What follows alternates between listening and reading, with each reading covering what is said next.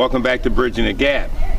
Today we'll be interviewing the King family, who is part of the Westside Neighborhood Task Force and also residents here in the beautiful Quantico area.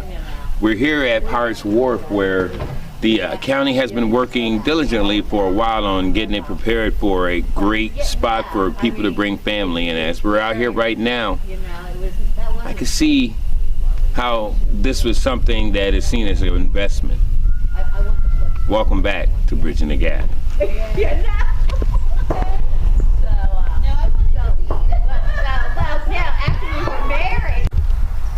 Hello, welcome to Bridging the Gap. Keisha James here with Dave and Linda King. Welcome. Oh, thank you. I am so glad you guys are here. We're down here in Whitehaven at Pirates Wharf. Nice little setting, don't you think? It's beautiful. Yeah. So we're here today because we're going to talk about you two. So, Brother Dave, tell us about yourself.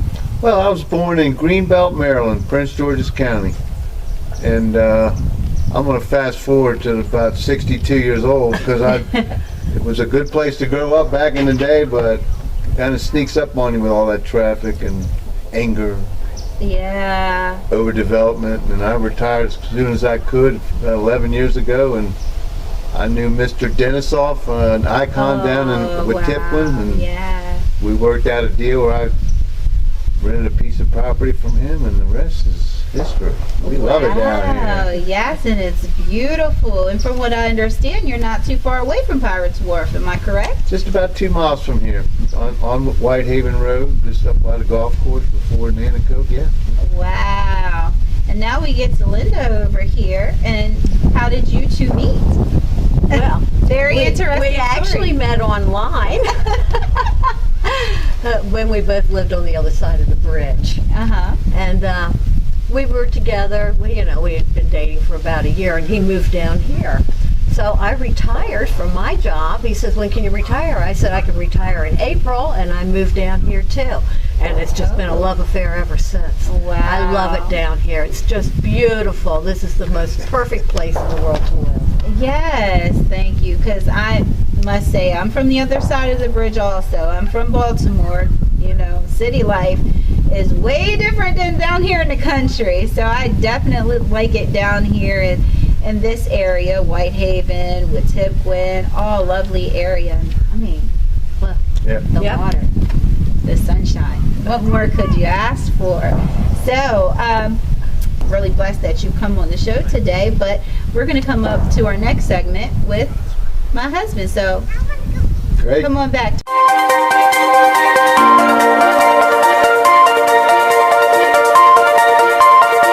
Audio Jungle.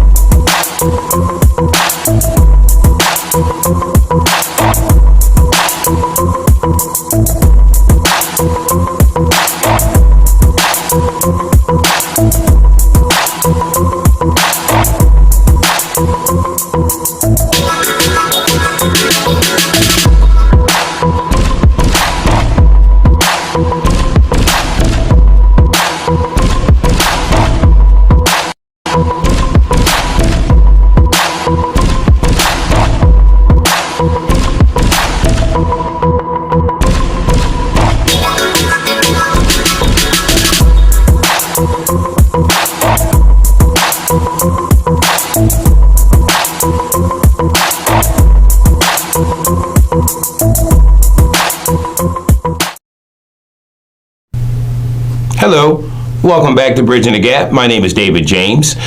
We are here with Bridging the Gap. We are a local producer. We are not part of PAC 14. We use this platform to bring forth information, but once again, the information we bring forth is not the thought and feeling of PAC 14. We do appreciate them allowing us to use this as our avenue of bringing forth information, and we hope you enjoy.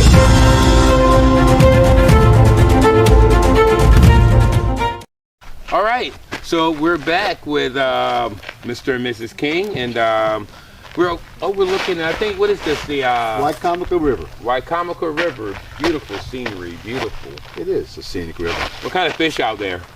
I've never fished it, but if I had to guess, I'd say catfish, might be a little bit of rockfish, perch.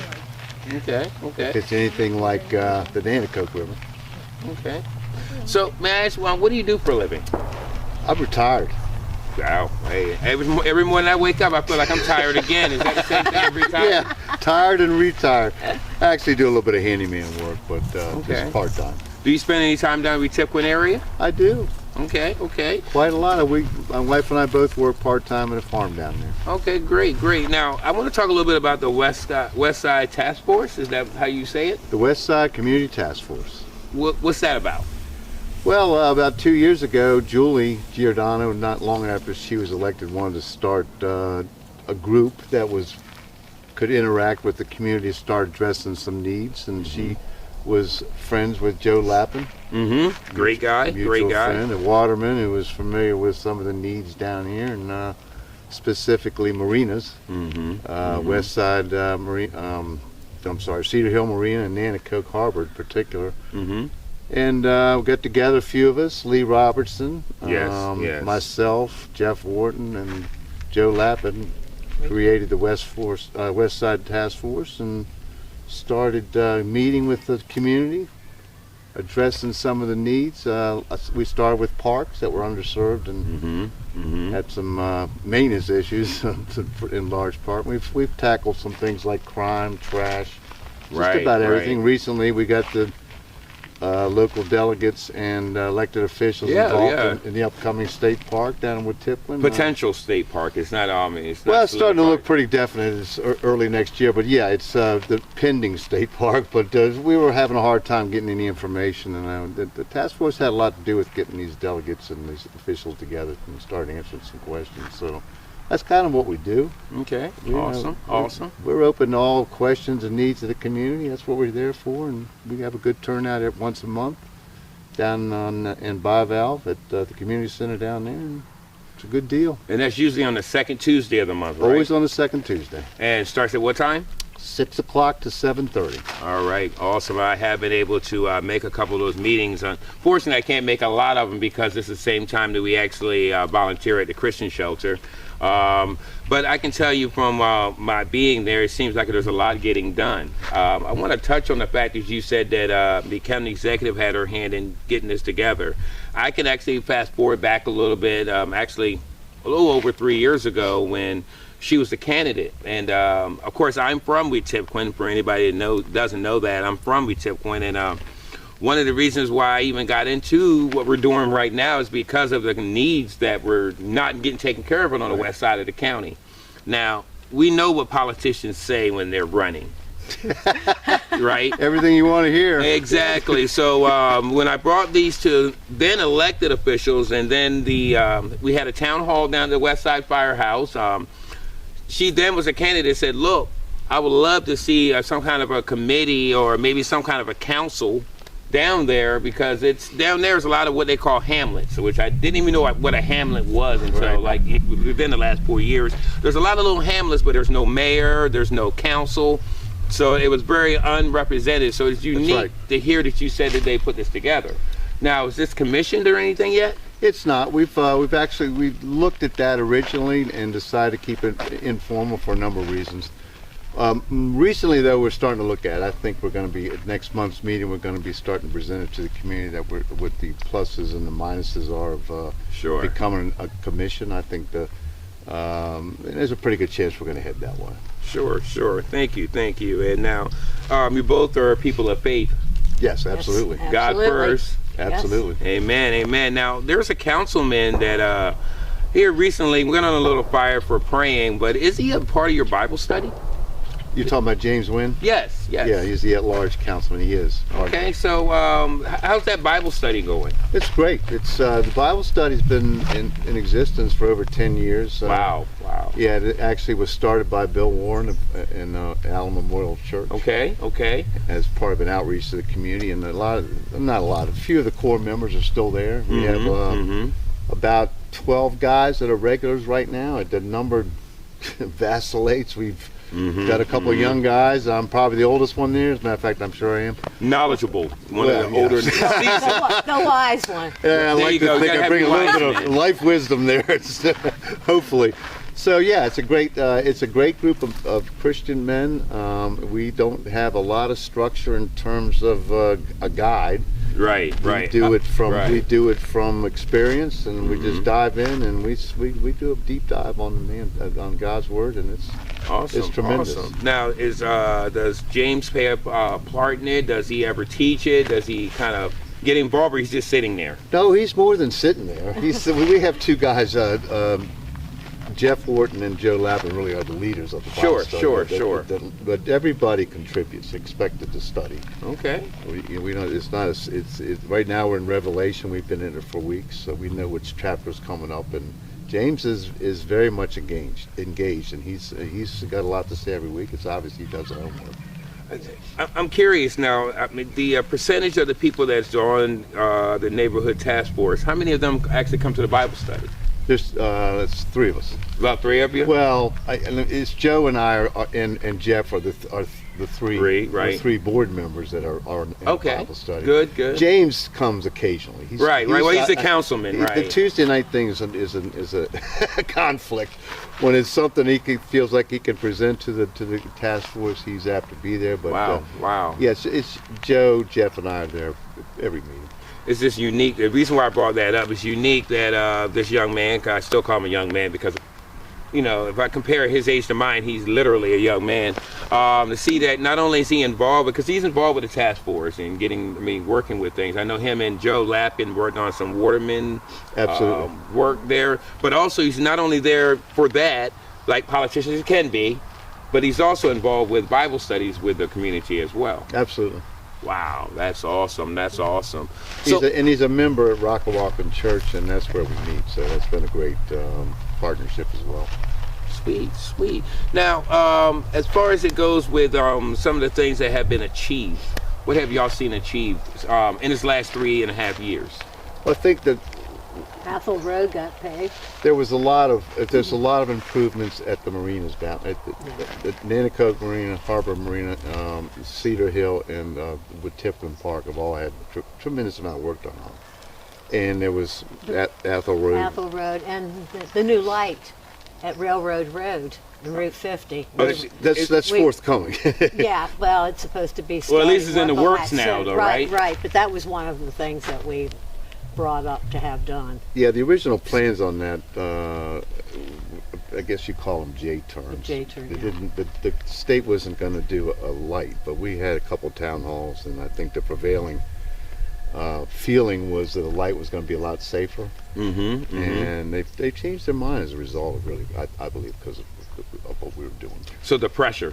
Let's just be real. The pressure. I think it's fair to say we put pressure on them. I mean, I'm not saying it's bad, but pressure, makes diamonds. Common sense. You're absolutely right.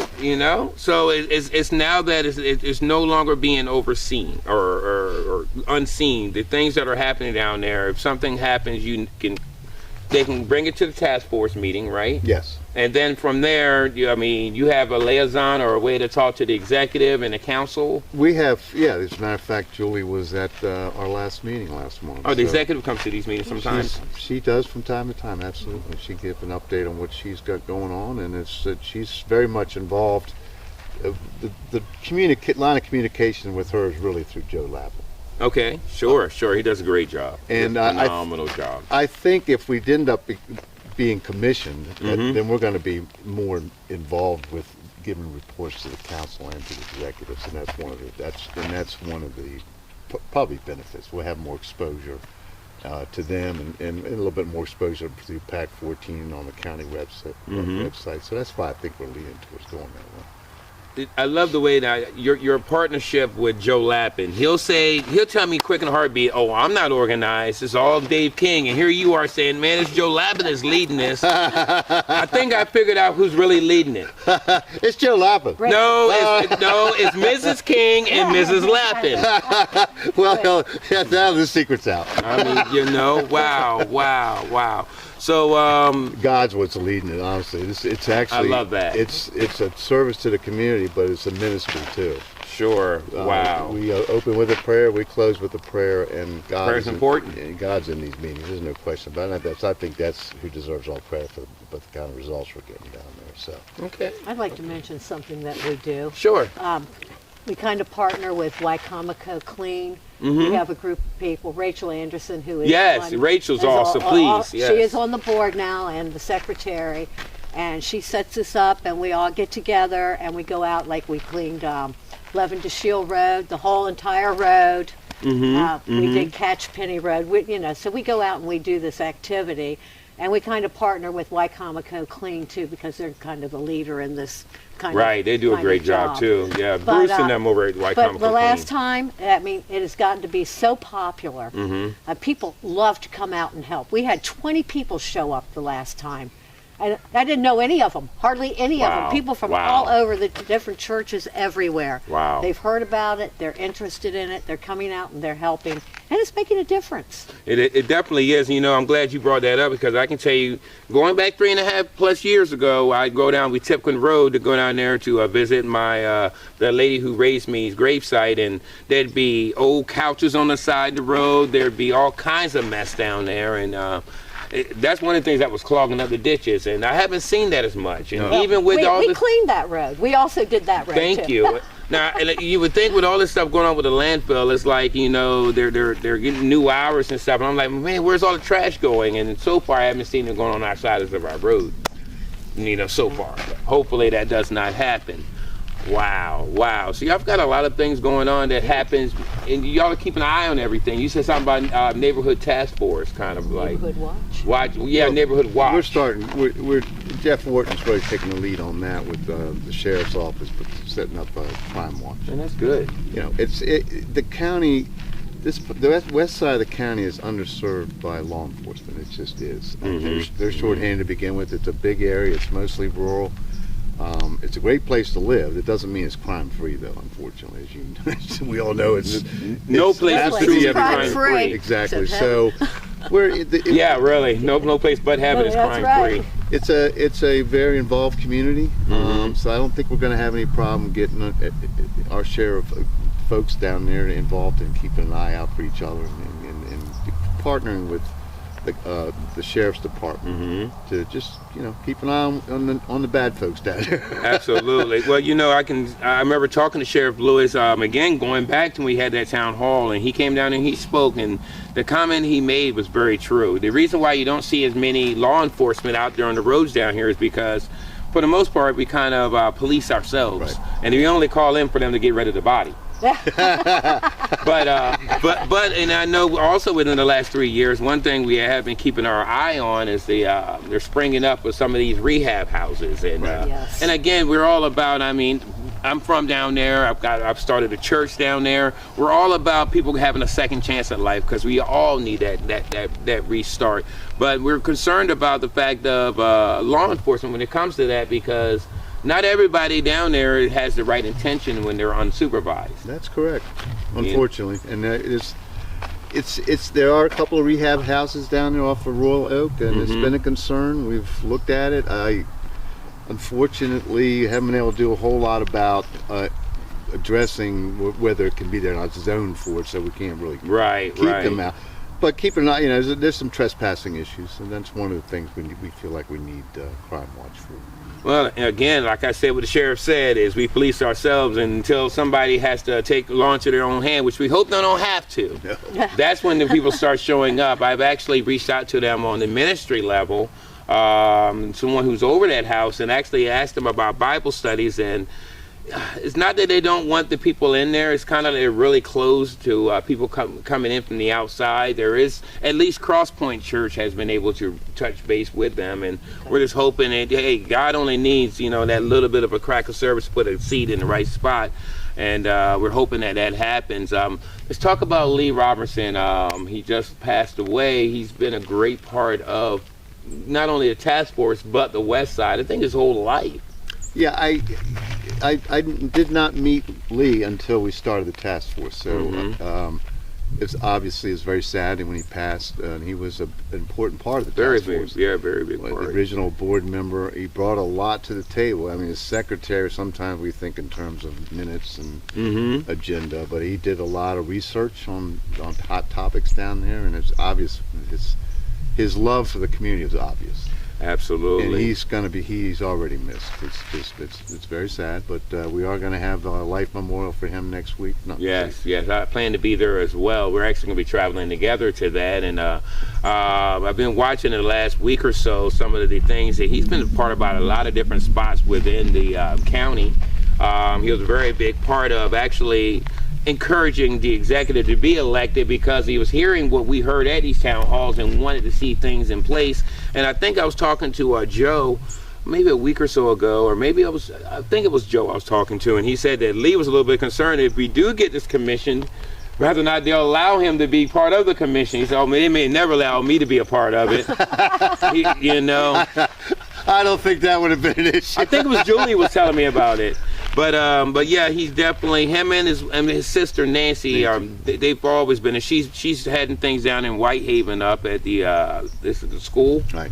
Yeah, I mean, as long as I've been a part of working towards making a change, they've been part of it. And even if they were just encouraging by just saying, "Hey, you're doing a great job." Before we close out, I do want to also, while we're talking about memorials and giving honor, Kimmy Box. Yeah. I get a little goosebumps when I say that, and she created 349 Strong, which we all kind of connected through that Facebook page group. Some people think, it's just social media, but you wouldn't believe how they actually connected during COVID, everybody. But Kimmy, she really wanted to be a part of everything that was going on, and especially at Wicomico, what we used to call a boat ramp. It's not a boat ramp, it's a park. Okay, it's not a state park, but it is a park. She did get a couple of her dreams were actually fulfilled. There's a nice little fishing pier there, and they got a little handicap ramp. Yep. And if I'm not mistaken, did you get a chance to go down to the dedication of the swing? Yeah, I did. We did. The county executive, Julie, was there. Jeff Merritt. And quite a few people from Wicomico and the surrounding area. It was beautiful. It was beautiful. It's a great swing. It's a swing, not a bench. Yeah. It's fantastic. It's kind of like the one that's over down there at Cedar Hill. Yes. And I know, because my wife and I, you can't see her right now. She's back there going like this, because she actually went down there and sat there, and I felt bad because I walked over there because I was like, man, beautiful sunset. My wife's sitting on the swing, but she's sitting over on this side, and I went to go sit there. She's like, you're sitting on Kimmy's lap. And now I'm seeing that they actually put a little plaque there, and it's a beautiful spot too. Wow.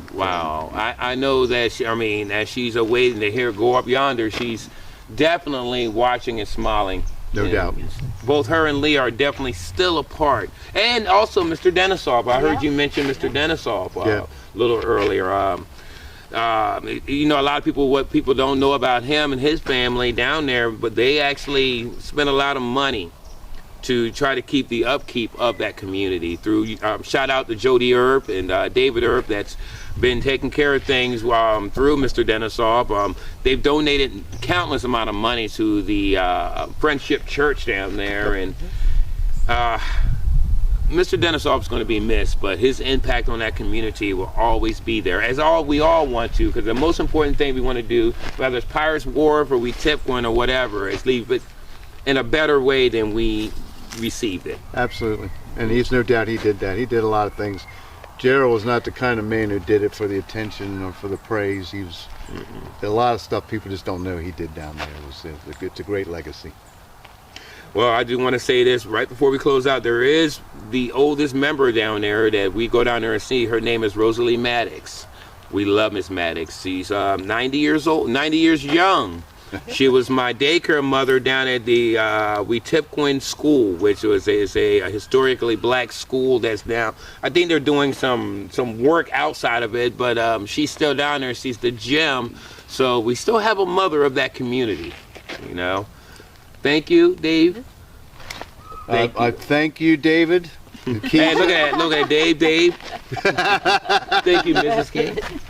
I appreciate y'all everything you're doing. And I appreciate what you're doing, brother. this is my brother right here. I just want y'all to just continue to do the work that God has called you to do, and I'm looking forward to not only rejoicing on this side, but also rejoicing over there. Absolutely. Yep. All right, this is Bridging the Gap. Have a great one.